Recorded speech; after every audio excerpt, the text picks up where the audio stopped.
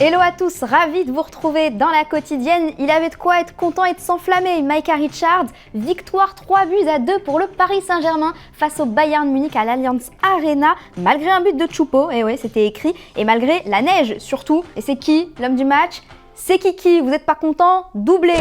Mbappé, c'est 8 buts sur ses 4 derniers matchs de Ligue des Champions et un trophée. Grosse perf aussi de Keylor Navas pour changer, 10 arrêts effectués. Salué par Rafinha, qu'est-ce que tu es fort, lui dit-il. À rencontre, on s'est tous posé la même question. Qu'est-ce qu'il leur a dit Mauricio Pochettino après la victoire? Bravo. Ah ouais, une conf pump it up de l'entraîneur argentin. Faut dire qu'il y avait foule pour lui poser des questions. La solitude. Est-ce qu'il y a d'autres questions? Personne ne lève la main. Et puis lui, forcément, il avait totalement envie de répondre. Estamos muy contentos que esté con nosotros, por supuesto.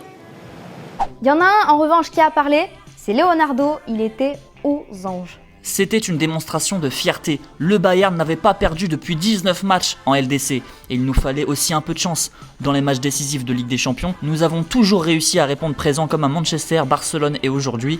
C'est une démonstration de force d'une équipe qui grandit, une équipe jeune. Je me tourne vers vous pour la question du jour. Navas ou Mbappé, qui est l'homme fort de ce PSG? Vous nous dites tout, vous nous donnez peut-être même un autre nom, qui sait.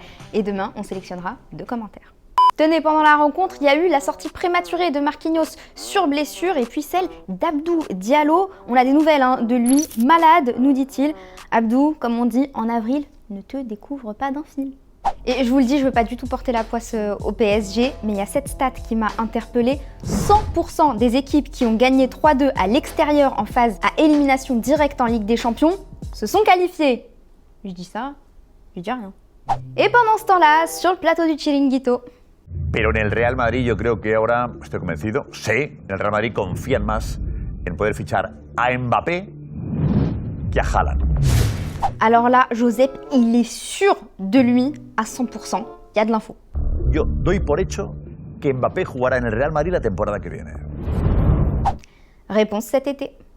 Avant que j'oublie, il y avait un autre match hier. Porto-Chelsea, victoire 2-0 des Blues. Voilà, tout le monde s'en fout? Pas moi. Ok. Fallait que tu me dises oui. Allez, football vrai. En Tunisie, étoile du Sahel face à la JS Karouane. Superbe action de Zinedine Boutmen. Il élimine 2 défenseurs. Frappe du gauche depuis le couloir. Ça termine au fond. C'est très propre. En coupe grecque, AEK Athènes face au PAOK. On est dans le temps additionnel 0-0. Et coup franc, ma foi, de grande qualité. Regardez, c'est signé Thomas Murg pour le PAOK. On se le remet.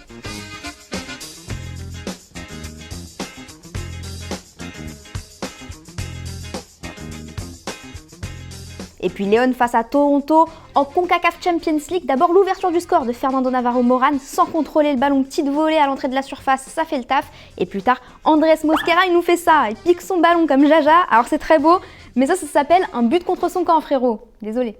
Puisqu'on est dans les Amériques, on va y rester avec une interview de Marcos Rojo. Il joue à Boca Juniors maintenant et il va absolument faire venir Edinson Cavani là-bas. Le mec, il a déjà un plan en tête. Malinx.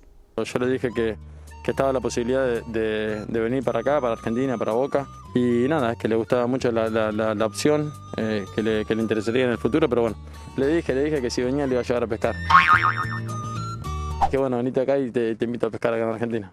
Sans transition, en Coupe de France, le Red Star reçoit ce soir l'Olympique Lyonnais. Alors il y avait Rudy Garcia en conférence de presse. Non seulement il est pas serein, mais en plus il est vénère contre ses joueurs. Je trouve que l'état d'esprit est pas bon en ce moment et on le fera pas si on a l'esprit que je vois ou que j'entends depuis le dernier match à Lens. Parce que ça me plaît pas, faire le boulot en grand professionnel, c'est avoir l'état d'esprit à 100% à cette rencontre-là. Et bon, je pense qu'à force de l'entendre, y compris via votre intermédiaire, je pense qu'ils vont le comprendre assez facilement. Alors oui Rudy, via notre intermédiaire, c'est bien, mais il y a un autre truc qui s'appelle leur parler directement dans le vestiaire. Je pense que ça fonctionne. #astuce. Et petite image trop choupette, chez les Lillois, il y a un supporter qui avait promis d'envoyer un bouquet de 31 roses à Christophe Galtier si jamais le LOSC s'imposait face au Paris Saint-Germain. Et il l'a fait. Regardez, la tête de Galtier, elle est juste iconique, on adore. Ça devrait donner des idées à certains, tiens. Hier, l'ami Thomas vous demandait votre prono pour cette rencontre. Arrêtez de tricher dans les commentaires parce qu'on voit à l'heure de publication. Les gars, alors vous êtes une petite poignée à avoir trouvé. Abderrahman, toi, t'avais pas le bon score, mais le doublé de Kiki Bap. Et toi, Anne, alors c'est l'oracle, le bon score et même les buteurs, le tout posté à 15h. Ça donne, comme dirait Choupo. Et voilà, c'est déjà la fin de la quotidienne. N'hésitez pas à nous mettre un petit like, à partager cette vidéo si vous avez kiffé. Nous, on va se retrouver demain. En attendant, prenez soin de vous. On se quitte en images et en musique. Ciao.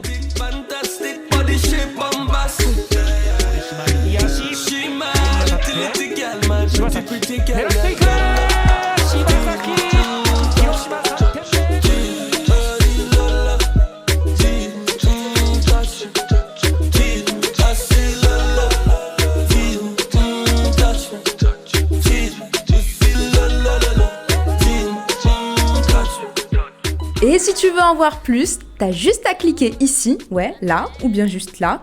Et surtout, oublie pas de t'abonner. C'est ici et c'est gratuit.